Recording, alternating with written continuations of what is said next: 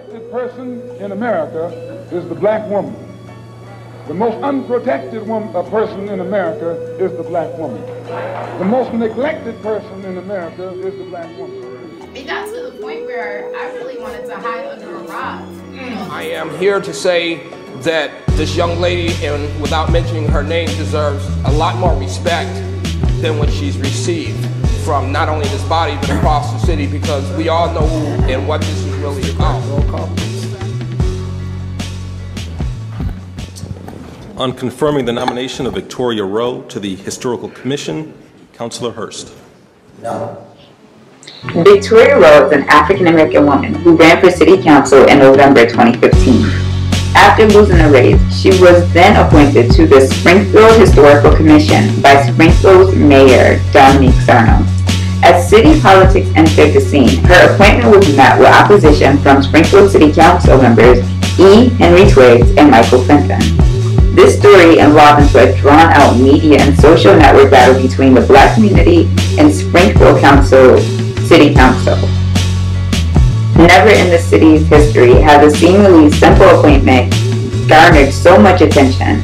In the center of it all, Victoria Rowe. When they were filling board seats, they had a couple of vacancies, and the Historical Commission is a critical seat. So we were trying to find folks to fill those seats. We wanted to make sure that there was a very diverse, educated selection. So when it came time to find, candidates, I recommended, along with Denise Jordan, Victoria Rowe. She was a candidate for City Council. She lost in her ward, but she also has a master's degree. She lives in a historical neighborhood, so we thought that she'd be a perfect fit. That's how I initially got involved. So for the seat in which I was appointed for a residency, so that all that was required of my seat was to be a resident of Springfield, Massachusetts. Right. You have to read quite often when you go to college and anything. Mind you, I had a minor in English, so I was very qualified and I was very capable of serving on the Historical Commission. And so, but it just became this thing where, I was deemed unqualified. I think that a lot of people in the community were angered by it, and they were offended by it as well, because through me they saw themselves, they saw probably some of their family members, their children, probably other, young women of color that they know or that they're close to within me. Racist comments. There was a lot of comments about, well, maybe these people should start proving that they have these sort of degrees. And it kind of reminded me of the time when Obama was in the office and Trump said, well, he needs to show that he was actually born here. It was such a small issue, but it grew into this thing where, I felt like I was kind of being attacked. And I knew it wasn't about me, but at the end of the day, I was still in the midst of it. People have so many negative things to say about us as a people, black people. But what I experienced out of the woodwork, brothers and sisters standing up, and for me, taking the pressure off of me. We saw the city councilors, their reactions, and we saw Twiggs' little show. Mind you, he never reached out to me like he said he did, but he can have that. That I have nothing personal against Mrs. Rowe at all. The fact that she ran against me, I said, good. The way the Historical Commission and being appointed came about was right after the election and right after he won. I was at his camp and he was telling me, I just saw that you didn't win, but you ran a good race and I'm proud of you for running. I'll have something real soon for you if you're interested. So I was like, okay, cool.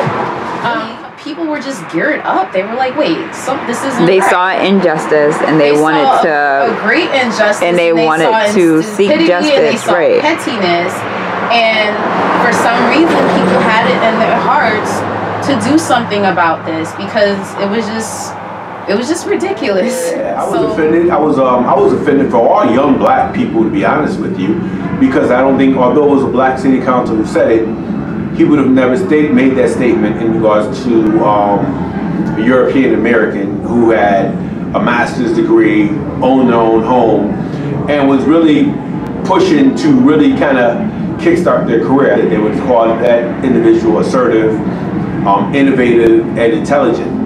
Then they took it to the next level and decided to take it to the media. That's when I felt that it was time to do something. I have a voice, people listen to it, and I decided to get out there and get directly involved and take this battle on head first. There was a lot of collectivity. The community came together. Do you think you would have had this had the community not been notified? It's a yes and a no. The mayor supported her nomination, supported that appointment 100%, and he was 100% behind her. So as long as you have the mayor of the third largest city in New England standing behind you, that's a strong platform to support you. So I'm here first to say that I'm sorry for any embarrassment that's been caused to her. I've only met her one time. I'm one of those incumbent counselors who's had other people run against them. Possible. I absolutely strongly know that if people had not showed up the way they did, that vote was going in a whole other direction.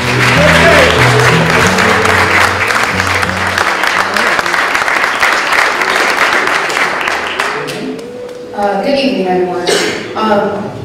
I'd like to first thank those who saw fit to make this a public issue, whether you had good intentions or bad intentions.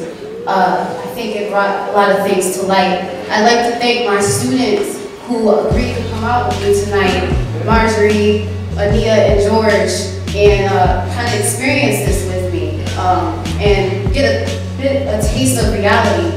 I'd like to thank all of you in here who have come and supported me, and those who couldn't make it, those who spoke words of encouragement, because to be honest, my issue had nothing to do with the seat. I had no issue at all, actually, whether they voted me in or out.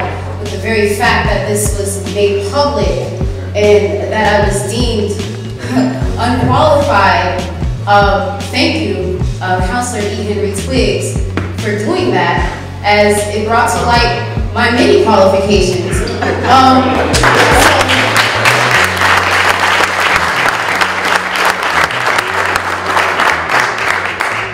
Thank you for all the city councilors who had the heart to speak out, and we shall see how you all vote, and happy voting. Thank you all. Councilor Hurst. No. Councilor Shea. Yes. Councilor Twiggs. Yes. Councilor Allen. Yes. Councilor Brooke. Yes. Councilor Bud Williams. Yes.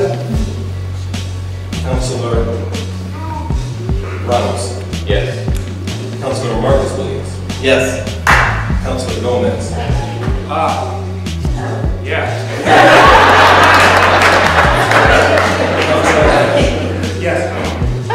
Councilor Edwards. Yes. Councilor Walsh. Yes. Councilor Benson. Yes. More than sufficient.